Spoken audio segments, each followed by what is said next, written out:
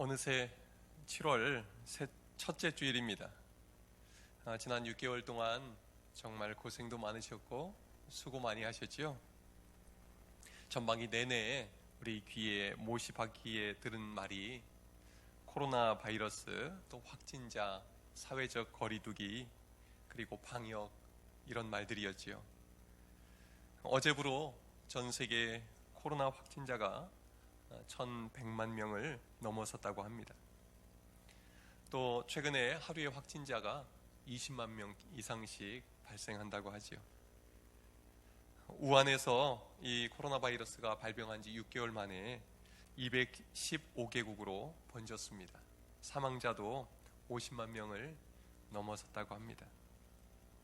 방역 모범 국가라고 칭찬받던 우리 대한민국도 최근에 확진자가 늘어가고 있습니다. 호남 지역에서는 광주에서 확진자가 급증해서 사회적 거리두기 2단계가 다시 발동이 되었습니다. 2020년도 전반기를 어렵게 잘 지나왔는데 코로나 바이러스가 다시 확산된다는 소식에 마음이 참 불편합니다. 이런 상황에서 맥주 감사주의를 맞이하면서 우리는 어떤 감사를 드릴 수 있을까요? 오늘 요셉의 이야기를 통해서 함께 감사의 제목들을 나눠보고자 합니다. 첫 번째로 감사할 내용은 하나님이 함께 하심에 대한 감사입니다. 46절에서 요셉이 애굽 왕 바로 앞에 설 때에 그의 나이가 30세였다고 이야기합니다. 30세는 어린 나이는 아닙니다. 그러나 많은 나이도 아닙니다. 요셉은 이 30세가 될 때까지 너무 많은 고생을 했습니다. 산전수전 다 겪고 온갖 또 고난을 다 겪으면서 그는 바로 앞에 서게 되었던 것입니다. 요셉은 17살이 될 때까지는 고생이라는 조금도 모르고 살았던 사람입니다. 아버지의 사랑을 독차지해서 마냥 행복한 시간을 보냈습니다. 그러나 그 다음은 어떻게 됩니까? 17살부터 30살까지 그는 상상치도 못했던 고난의 세월을 보내게 됩니다. 아버지의 사랑을 독차지했던 요셉은 형들에게 미움을 받고 구덩이에 던져집니다. 그 다음에 미디안 상인에게 팔린 후에 애굽의 시위대장 보디발의 집에 노예로 팔려갑니다. 그 다음에는 누명을 쓰고 감옥에 갇힙니다. 요셉이라는 이름이 더하다라는 뜻을 가지고 있는데 요셉의 인생에는 계속해서 고난이 더해지게 됩니다. 고난을 겪고 나면 지나가야 하는데 고난의 끝이 보이지를 않습니다. 도리어 상황이 더 악화됩니다. 그러나 그 상황을 창세기 38장 2절 3절에서는 이렇게 기록하고 있습니다. 여호와께서 요셉과 함께 하심으로 그가 형통한 자가 되어 그의 주인 애굽 사람의 집에 있으니 그의 주인이 여호와께서 그와 함께 하심을 보며 또 여호와께서 그의 범사에 형통하게 하심을 보았더라. 겉으로 보기에는 요셉은 최악의 상황 속에 있었습니다. 그러나 하나님께서는 그 상황 속에서 요셉과 함께 계셨습니다. 하나님이 함께 하시니 그 결과가 어떻습니까? 요셉은 형통한 자가 됩니다. 그래서 요셉으로 인해서 이 보디발 이 주인의 집과 그리고 그의 모든 소유물에 하나님의 복이 임하게 되었습니다. 그러던 어느 날 요셉에게 마음을 두고 있던 보디발의 아내가 요셉을 유혹합니다. 노예인 요셉의 입장에서 여주인에게 잘 보이면 앞으로 평탄한 길이 열릴 수도 있는 기회였습니다. 그러나 요셉은 자신과 늘 함께 하시는 하나님 앞에서 범죄할 수는 없었습니다. 그는 믿음을 지키기 위해서 여주인의 유혹을 단호히 거절합니다. 그 결과가 무엇입니까? 요셉은 누명을 뒤집어 쓰고 감옥에 들어가게 됩니다. 시편 105편에 요셉에 대해서 이렇게 표현합니다. 요셉이 종으로 팔렸도다. 그의 발은 착고를 차고 그의 몸은 쇠사슬에 매였으니 곧 여호와의 말씀이 응할 때까지라. 그의 말씀이 그를 단련하였도다. 여기서 단련한다는 말은 아주 뜨거운 풀무불에 집어넣어서 연단을 하는 것을 말합니다. 지금 요셉이 이 감옥에 들어가서 얼마나 견디기 어려운 고통을 당했는지를 알 수 있는 대목입니다. 요셉은 종의 신분에서 죄수의 신분으로 굴러 떨어졌습니다. 종일 때는 몸이라도 내 마음대로 움직였는데 이제 그의 손과 발에는 착고가 채워지고 쇠사슬에 매였습니다. 최악의 상황에서 더 나쁜 상황으로 내려간 것입니다. 갈수록 태산이라는 말이 있지요. 우리가 겪고 있는 코로나 상황도 이와 비슷하다는 생각이 듭니다. 언제 끝날지 아직 기약이 없고 좋아지는 듯 하다가 또 나빠지곤 하고 있지 않습니까? 요셉의 인생은 점점 더 꼬이는 듯 했습니다. 희망이 보이지 않았습니다. 그러나 감옥에서도 여호와 하나님께서 요셉과 함께 하셨습니다. 하나님께서는 요셉이 이 간수장의 은혜를 입게 하셨습니다. 간수장은 옥중 죄수들과 또 재반 업무를 다 요셉의 손에 맡겼습니다. 여호와 하나님께서는 요셉을 통해서 감옥의 모든 사람들에게 복을 내려주셨습니다. 그리고 그 감옥에서 바로 왕의 최측근이었던 두 사람을 만나게 됩니다. 요셉은 술 맡은 관원장과 떡 굽는 관원장의 꿈을 해석해 주게 되고 이를 계기로 나중에 바로 앞에 서게 됩니다. 이때가 요셉의 나이 30세 되던 해입니다. 그는 애굽의 노예로 팔려간 이후로 13년 동안 계속해서 아래로만 내려갔습니다. 그러나 그 길이 그의 인생의 내리막길은 아니었습니다. 하나님께서 요셉을 애굽의 총리로 세우기 위해서 이끄신 지름길이었습니다. 그것은 하나님이 예비하신 사다리였습니다. 13년의 고난 세월은 결코 짧은 세월이 아니었습니다. 그 시절은 잊어버리고 싶을 만큼 고통스러운 시간이었습니다. 하지만 30세에 바로를 만난 이후 요셉에게 새로운 인생이 펼쳐집니다. 바로는 요셉의 꿈 해몽을 듣고 난 후에 요셉을 애굽의 총리로 세웁니다. 그리고 새 이름을 지어줍니다. 그 이름은 사브낫 바네아. 성경에서 새로운 이름은 새로운 인생 그리고 새 사람이 되었다는 것을 의미합니다. 하나님은 아브라함에게 아브라함이라는 새 이름을 지어주셨습니다. 그리고 야곱에게는 이스라엘이라는 새 이름을 지어주셨습니다. 하나님께서 새 삶을 살게 해주셨다는 말입니다. 바로가 요셉에게 새 이름을 지어준 의도는 히브리인인 요셉이 애굽의 총리로서 애굽 문화에 잘 동화되도록 애굽식 이름을 지어준 것일 것입니다. 그러나 사브낫 바네아라는 이름의 뜻이 무엇인지 아십니까? 하나님이 말씀하시니 그가 살리라. 바로는 요셉에게 왜 이런 이름을 지어주었을까요? 요셉의 이야기를 들으면서 요셉의 삶에 분명히 살아계신 하나님을 그는 알 수 있었기 때문입니다. 바로는 요셉을 감옥에서 불러내서 자기가 꾼 두 개의 꿈을 해석해보라고 요구했습니다. 애굽에 있는 그 누구도 풀지 못한 꿈이었습니다. 그때 요셉이 뭐라고 말합니까? 내가 아니라 하나님께서 바로에게 편안한 대답을 하시리이다. 요셉의 해석을 들은 바로는 애굽의 그 누구도 이렇게 풀이해 준 자가 없었다고 극찬했습니다. 그때 요셉이 뭐라고 했을까요? 하나님이 그가 하실 일을 바로에게 보이심이라. 요셉은 어디서나 언제나 하나님의 이름을 높여드리고 또 하나님이 함께 하심을 의식하며 살았습니다. 그 모습을 보고 바로는 요셉에게 사브낫 바네아라는 이름을 지어준 것입니다. 하나님이 말씀하시니 그가 살리라. 요셉의 인생은 하나님이 함께 하신 인생이구나. 그 노예 생활을 비롯해서 감옥 생활에 이르기까지 하나님이 그를 살려주셨고 지금 내 앞에 서게 하신 분도 하나님이었구나 라고 그는 인정하며 새로운 이름을 지어준 것입니다. 여러분, 어려운 상황일수록 하나님을 더욱 기억하시고 하나님께 감사하며 사실 수 있기를 바랍니다. 오늘 오전 8시 예배를 드릴 때 정갑석 집사님 부부가 참석했습니다. 얼마 전 집사님의 아들은 현장에서 일을 하다가 추락사고로 큰 부상을 당했습니다. 광대뼈가 함몰되고 손목이 골절되고 또 골반뼈가 골절이 되었습니다.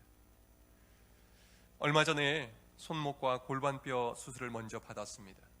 그래서 아침에 간병하느라고 바쁘셔서 참 쉽지 않으실 텐데 어떻게 부부가 예배를 참석하셨나 생각하면서 아드님 어떤가 안부를 물어봤습니다. 그랬더니요, 참 놀랍게도 감사하다는 거예요. 뭐가 감사하세요? 그랬더니 생명을 지켜주신 게 감사하고 머리 다치지 않은 게 감사하고 더 많이 다치지 않은 게 감사하다는 것입니다. 사고 당시에 머리부터 바닥에 떨어질 수 있는 상황이었는데 떨어지다가 어딘가에 중간에서 걸렸답니다. 그래서 머리로 떨어지지 않았다는 거예요. 그래서 그 아들은 지금도 그렇게 얘기한대요. 하나님이 나를 살려주셨다고, 하나님 나를 지켜주셨다고 고백한다는 것입니다. 집사님 부부와 아들은 큰 사고로 인해서 얼마든지 원망하고 불평할 수 있는 상황에서 도리어 하나님께서 지켜주셨다고 감사하고 있습니다. 저는 하나님께서 이 아들을 온전히 회복시켜 주시겠다 하는 확신이 들었습니다. 여러분도 그 아드님의 회복을 위해서 함께 기도해 주시기를 바랍니다. 여러분은 전반기를 어떻게 보내셨습니까? 코로나 기간에 정말 쉽지 않으셨지요. 또 개인적으로 크고 작은 어려움을 겪은 분들도 계시지요. 여러분, 이러한 때에 우리에게 필요한 것이 무엇입니까? 요셉처럼 감사하는 마음, 감사의 눈을 뜨는 것입니다. 우리가 하나님 앞에 감사하며 나갈 때 하나님께서는 우리의 고난을 사다리로 바꿔주실 줄로 믿습니다. 다음으로 요셉은 어떤 감사의 고백을 합니까? 부어주신 은혜에 감사합니다. 우리 51절 52절을 함께 읽겠습니다. 시작. 요셉이 그의 장남의 이름을 므낫세라 하였으니 하나님이 내게 내 모든 고난과 내 아버지의 온 집 일을 잊어버리게 하셨다 하며 차남의 이름을 에브라임이라 하였으니 하나님이 나를 내가 수고한 땅에서 번성하게 하셨다 함이었더라. 아멘. 요셉은 총리가 된 후에 애굽의 제사장 보디베라의 딸과 결혼을 하게 됩니다. 그리고 아들 둘을 얻었습니다.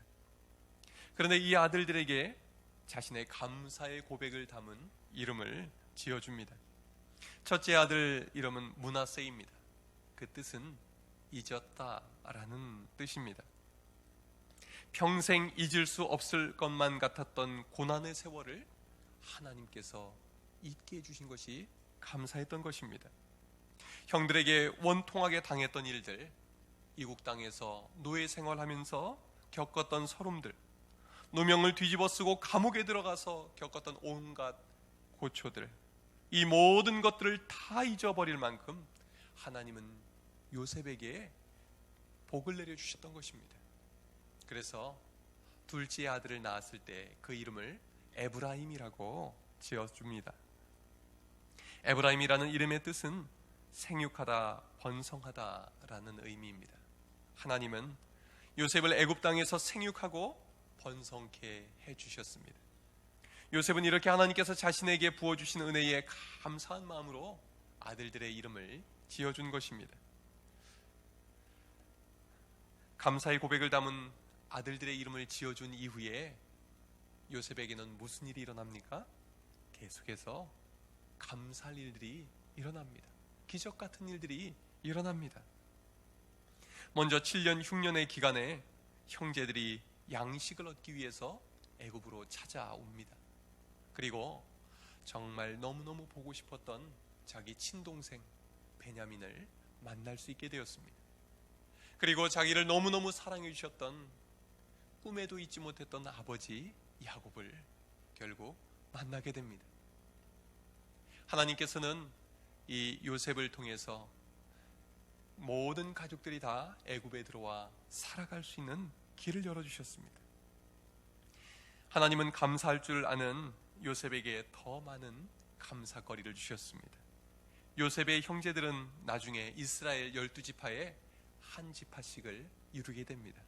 그런데 이 요셉도 한 지파를 이루어야 하는데 나중에 하나님께서 므낫세와 에브라임을 각각 한 지파씩 차지하게 해주셨습니다. 나중에 레위 지파가 하나님께 드려지면서 남은 한 자리가 이 요셉의 다른 한 아들에게 오게 되었던 것입니다. 요셉은 창세기 마지막 장에서 형제들 앞에서 놀라운 믿음의 고백을 합니다. 50장 20절 말씀입니다. 당신들은 나를 해하려 하였으나 하나님은 그것을 선으로 바꾸사 오늘과 같이 많은 백성의 생명을 구원하게 하시려 하셨나니. 요셉을 미워했던 형제들은 고난을 통해서 이 요셉을 무너뜨리려 했습니다. 그를 아예 돌아오지 못할 곳으로 팔아 넘겨버렸습니다. 그러나 하나님은 이 모든 악행들을 선한 것으로 바꾸어 주셨습니다. 이전에 이해할 수 없었던 이 형들의 악한 행동마저도 하나님의 섭리 안에서 보니 감사의 제목이 되었다고 그는 고백하고 있는 것입니다. 여러분, 우리는 지금 코로나 사태로 어려운 시기를 보내고 있습니다. 그러나 이 역경을 하나님께서는 반드시 선하게 바꾸어 주실 줄로 믿습니다. 하나님은 가장 큰 역경 속에서 요셉을 큰 그릇으로 빚으셨습니다. 하나님은 그와 함께 하셔서 감사할 수 없는 모든 환경들을 감사할 수 있는 환경들로 바꿔 놓으셨습니다. 우리가 이 코로나 시기를 지나면서 가장 필요한 것이 무엇입니까? 감사의 고백을 하는 것입니다. 감사할 수 없는 상황에서 감사할 줄 아는 사람은 모든 역경을 이겨낼 수 있습니다. 감사할 줄 아는 사람은 다른 사람들이 어려움을 이겨내도록 힘을 불어넣어 줄 수 있습니다. 그리고 하나님은 감사하는 사람에게 더욱 감사할 일들을 계속해서 부어주십니다. 여러분, 요셉과 같은 감사의 사람들이 되시기를 주님의 이름으로 축원합니다. 마지막으로 하나님이 요셉을 통해서 이루고자 하신 일이 무엇이었는지 요셉의 사명에 대해서 살펴보겠습니다. 하나님은 13년의 이 고난의 연단을 거쳐서 요셉을 애굽의 총리로 세우셨습니다. 왜 그 자리에 세우셨을까요? 개인적인 야망을 이루기 위함이 아니었습니다. 자기 혼자 성공해서 호의호식하라고 그런 것도 아닙니다.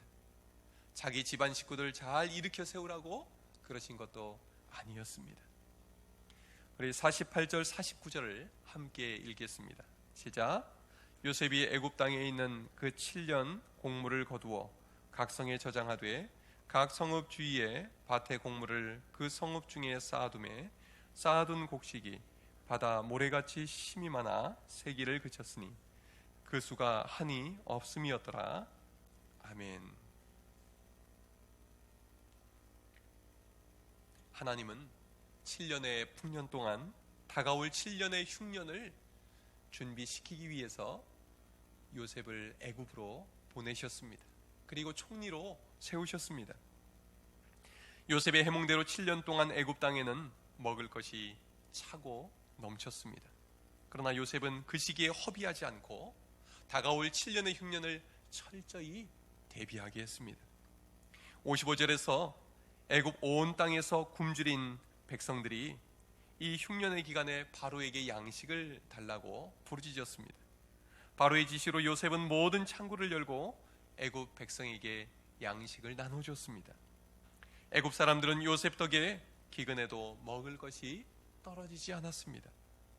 양식이 넉넉히 비축되어 있었기 때문입니다. 그러나 이때 비축된 것은 애굽 사람들만을 위한 것이 아니었습니다. 우리 57절 마지막으로 한 번 더 읽겠습니다. 시작. 각국 백성도 양식을 사려고 애굽으로 들어와 요셉에게 이르렀으니 기근이 온 세상에 심함이었더라. 아멘. 온 세상을 지으시고 통치하시는 하나님은 애굽 주위에 있는 모든 나라 사람들도 이 기근에 먹여 살리기를 원하셨습니다. 이것이 바로 하나님께서 요셉을 통해 행하고자 하신 일입니다. 창세기 12장에서 하나님은 아브라함에게 말씀하셨습니다. 내가 너로 큰 민족을 이루고 내게 복을 주어 내 이름을 창대하게 하리니 너는 복이 될지라. 땅의 모든 족속이 너로 말미암아 복을 받으리라. 하나님은 아브라함에게 주셨던 약속의 말씀을 지금 요셉을 통해서 이루고 계신 것입니다. 세상이 가장 어려운 이 기근의 시기에 하나님은 요셉을 통해서 온 세상에 소망을 주셨고 그들을 먹여 살리셨던 것입니다. 이것이 교회가 세상에서 감당해야 할 사명입니다. 교회의 사명은 어두워져가는 세상에서 빛과 소금의 역할을 감당하는 것입니다. 우리나라 근현대사를 돌아봐도 한국교회는 우리 민족이 큰 고난을 겪을 때마다 소망을 불어넣어 주었습니다. 구한말 조선이 망해가던 시기에, 그리고 일제강점기 때, 6.25 때도, 그리고 전쟁의 폐허 위에서 산업을 일으킬 때도 하나님은 교회를 통해서 이 나라 이 민족의 생기를 불어넣어 주셨던 것입니다. 지금은 코로나 사태를 겪으면서 국가적으로도 세계적으로도 많은 어려움을 겪고 있습니다. 지금이야말로 하나님께서 교회를 통해서 이 세상에 빛을 비추시고 소금의 역할을 감당하게 하시는 때입니다. 빛과 소금의 역할은 저절로 감당할 수 있는 것이 아닙니다. 빛은 등잔 속에 있는 기름을 태울 때 어둠을 몰아냅니다. 또한 소금은 녹아져서 자기 형체가 사라짐으로 맛을 냅니다. 한국교회가 이 나라 이민족 가운데에서 빛과 소금의 역할을 잘 감당하던 때는 스스로 희생하고 섬기려 하던 때였습니다. 지금은 예전에 비해 교회 수도 많고 교인 수도 많아졌습니다. 교회 건물도 커졌고 교회 예산도 예전에 비교할 수 없이 많아졌습니다. 그러나 교회가 미치는 선한 영향력은 너무나도 적어졌습니다. 한국교회가 다시 살아나는 방법은 무엇입니까? 희생하고 섬기는 것입니다. 교회가 이 나라를 살리는 길은 무엇입니까? 희생하고 섬기는 것입니다. 하나님께서 이 한국교회에 놀라운 부흥을 허락하시고 지금처럼 많은 것을 채워주신 이유가 무엇일까요? 그것은 요셉처럼 나누고 베풀고 섬기는 길을 가라고 채워주신 것입니다. 저는 전반기 재정 결산을 하면서 참 감사했습니다. 이따가도 보고를 재주께 때 해주실 텐데 하나님께서 우리 교회에 채워주심을 분명히 깨달을 수가 있었습니다. 작년 연말에도 하나님께서 마지막에 많이 채워주셔서 재정을 잘 감당하게 해주셨는데 올해 전반기를 지나면서 코로나 사태 때문에 참 어려운 시기였는데도 불구하고 하나님께서 부족함이 없도록 채워주셨습니다. 감사할 일이 또 있었습니다. 몇 주 전에 어느 사모님으로부터 제 아내에게 연락이 왔습니다. 본인이 후원하고 있는 다른 사모님에 관한 이야기였습니다. 남편 목사님은 몇 년 전에 암투병을 하다가 하나님의 부르심을 받았습니다. 사모님 혼자 자녀 둘을 키워야 했던 상황에서 너무나 암담하고 눈앞이 캄캄했습니다. 그래서 여러 지인들의 도움도 받고 또 여러 교회들의 도움도 받으면서 용기를 내고 일어나게 되었습니다. 그런데 지금은 일하는 직장에서 또 대우도 나아지고 또 자리가 잘 잡히게 되었다고 합니다. 그러던 차에 일하는 그 회사에서 취급하는 선스프레이, 선크림은 바르는 건데 선스프레이는 뿌리는 거죠. 1,000개를 기부할 곳을 알아봐 달라는 이야기를 듣고 수소문하던 끝에 저희 교회를 소개받게 된 것입니다. 여러분 혹시 선스프레이를 받으셨어요? 이따 나가실 때 다 하나씩 받아가시기를 바랍니다. 지금 말씀드린 그 사모님이 우리에게 보내주신 것입니다. 늘 도움만 받던 자리에서 있던 사모님은 이제는 도움을 줄 수 있는 입장이 되어서 한 번도 만나본 적이 없는 우리에게 귀한 선물을 보내준 것입니다. 선스프레이를 쓰실 때마다 보내주신 사모님과 두 자녀를 위해서 계속 기도해 주시기를 부탁드립니다. 또 남은 물품은 우리 교회가 후원하는 복지시설들, 그리고 후원하는 교회, 개척교회들, 그리고 동사무소, 충덕중학교 교사들, 또 지역 주민들에게 전도하는 용도로 그렇게 사용하려고 합니다. 또 감사한 일이 있었습니다. 올 초에 음식점을 열었던 우리 집사님이 저한테 전화를 주셨습니다. 처음에 오픈할 때 이 코로나 사태가 겹치면서 참 잘 돼야 될 텐데 하는 염려도 있었습니다. 그런데요, 목사님, 형편이 어려운 분들을 식사 대접하고 싶습니다. 제가 돈 많이 벌고 나서 섬기려고 생각했더니 언제일지 모르겠어서 지금 제가 형편 닿는 것 그렇게 대접을 시작하고 싶습니다. 그러면서 우리 교인이든지 지역 주민이든지 어려운 분들을 교회 이름으로 대접할 테니 추천해 주세요. 그렇게 제안을 하는 것입니다. 그래서 어제 첫 섬김 시작하기로 하고 그렇게 연락을 했었는데, 가시기로 약속했던 분들이 건강상 사정이 생겨서 못 가시게 됐습니다. 못 가게 되어서 죄송하다고 전화를 드렸더니 집사님이 이런 제안을 합니다. 목사님, 혹시 차량이 안 돼서 그러면 제가 오가는 택시비도 될 테니 택시 타고 오시라고만 해주세요. 그렇게 귀한 제안을 해주셨습니다. 기쁨으로 섬기려는 그 마음이 얼마나 감사한지 마음 깊이 감동이 되었습니다. 저는 전반기에 결산을 하면서 여러 가지 감사한 일들을 또 보면서 하나님께서 우리 덕춘교회가 나누고 베풀고 섬기는 일에 기회를 주신다 하는 확신이 들었습니다. 형들을 배려할 줄 모르던 철부지 요셉은 13년의 세월 동안 많은 고난을 통과하면서 온 가족과 온 세상을 먹여 살리는 큰 지도자로 성장했습니다. 고난을 이겨내고 온 세상을 살리는 일에 쓰임받는 이 요셉은 예수님을 예표하는 인물입니다. 우리를 살리기 위해서 자신의 생명을 내어주시고 마지막 피 한 방울, 물 한 방울까지 다 쏟아부어 주신 주님은 우리에게 말씀하십니다. 내가 너희를 사랑한 것 같이 너희도 서로 사랑하라. 아버지께서 나를 보내신 것 같이 나도 너희를 보내노라. 우리가 우리에게 하나님이 주신 것을 가지고 세상을 살려내는 사명을 감당하도록 하나님은 우리를 이 세상에 보내신 것입니다. 하나님은 우리 덕춘교회를 이 덕춘동으로 보내신 것입니다. 여러분, 요셉처럼 하나님이 우리에게 보신 은혜를 마음껏 감사하며 살아가실 수 있기를 바랍니다. 또한 우리에게 부어주신 것을 나누며 베풀며 살아갈 수 있기를 바랍니다. 우리가 각자의 형편에서 감사하고 나누고 베풀며 살아가는 그 삶에 하나님께서 더욱더 감사할 일을 많이 베풀어 주시고 우리가 복덩이가 되어 살아가게 해주실 줄로 믿습니다. 기도하겠습니다.